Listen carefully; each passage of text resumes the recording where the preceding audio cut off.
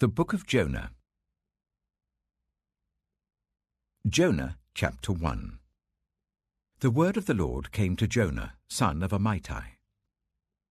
Go to the great city of Nineveh and preach against it, because its wickedness has come up before me. But Jonah ran away from the Lord and headed for Tarshish. He went down to Joppa, where he found a ship bound for that port. After paying the fare, he went aboard and sailed for Tarshish to flee from the Lord. Then the Lord sent a great wind on the sea, and such a violent storm arose that the ship threatened to break up. All the sailors were afraid, and each cried out to his own god. And they threw the cargo into the sea to lighten the ship. But Jonah had gone below deck, where he lay down and fell into a deep sleep. The captain went to him and said, "How can you sleep? Get up and call on your God.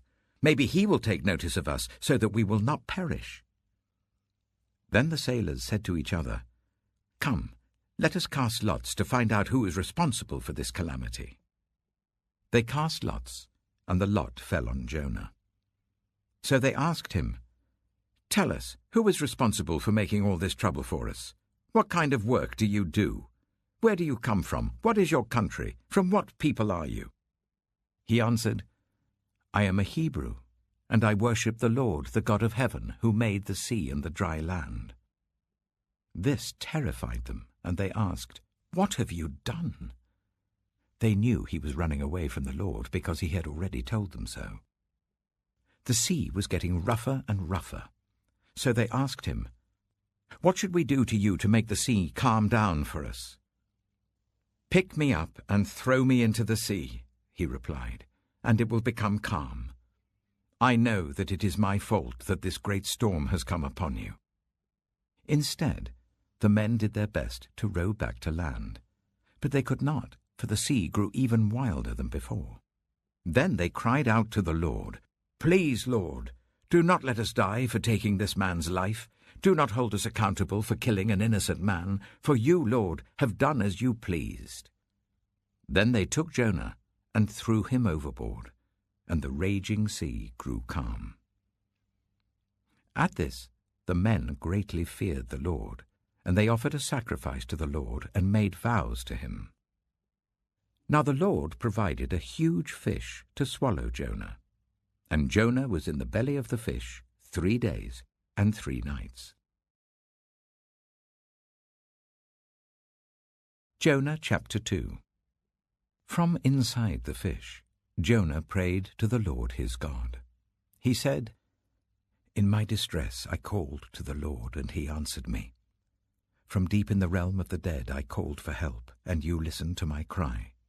You hurled me into the depths, into the very heart of the seas, and the currents swirled about me. All your waves and breakers swept over me. I said, I have been banished from your sight, yet I will look again towards your holy temple. The engulfing waters threatened me, the deep surrounded me. Seaweed was wrapped around my head. To the roots of the mountains I sank down. The earth beneath barred me in forever. But you, Lord my God, brought my life up from the pit. When my life was ebbing away, I remembered you, Lord, and my prayer rose to you, to your holy temple.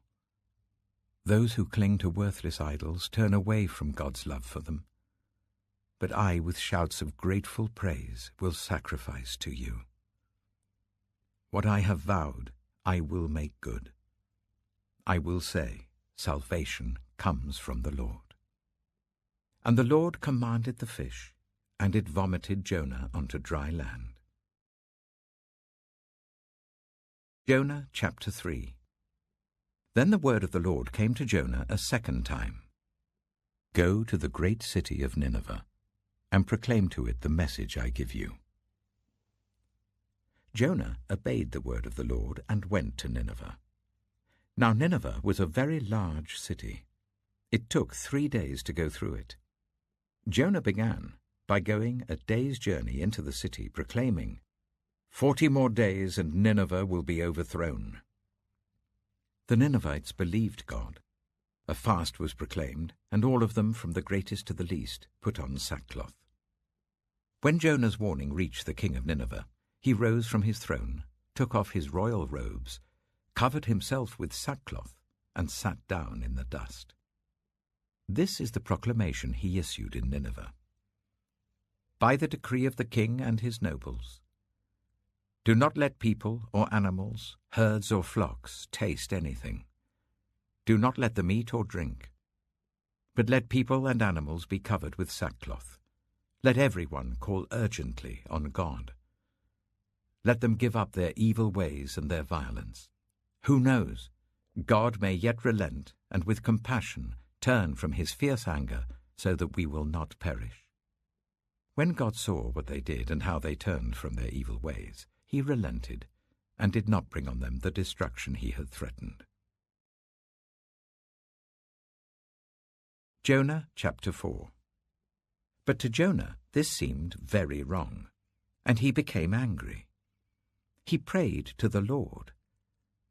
"Isn't this what I said, Lord, when I was still at home? That is what I tried to forestall by fleeing to Tarshish. I knew that you are a gracious and compassionate God, slow to anger and abounding in love, a God who relents from sending calamity. Now, Lord, take away my life, for it is better for me to die than to live." But the Lord replied, "Is it right for you to be angry?" Jonah had gone out and sat down at a place east of the city.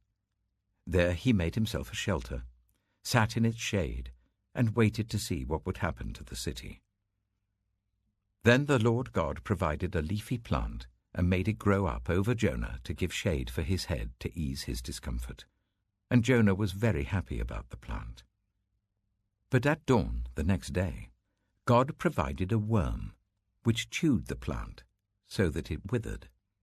When the sun rose, God provided a scorching east wind, and the sun blazed on Jonah's head so that he grew faint. He wanted to die and said, "It would be better for me to die than to live." But God said to Jonah, "Is it right for you to be angry about the plant?" "It is," he said, "and I'm so angry I wish I were dead." But the Lord said, "You have been concerned about this plant, though you did not tend it or make it grow. It sprang up overnight and died overnight. And should I not have concern for the great city of Nineveh, in which there are more than 120,000 people who cannot tell their right hand from their left, and also many animals?"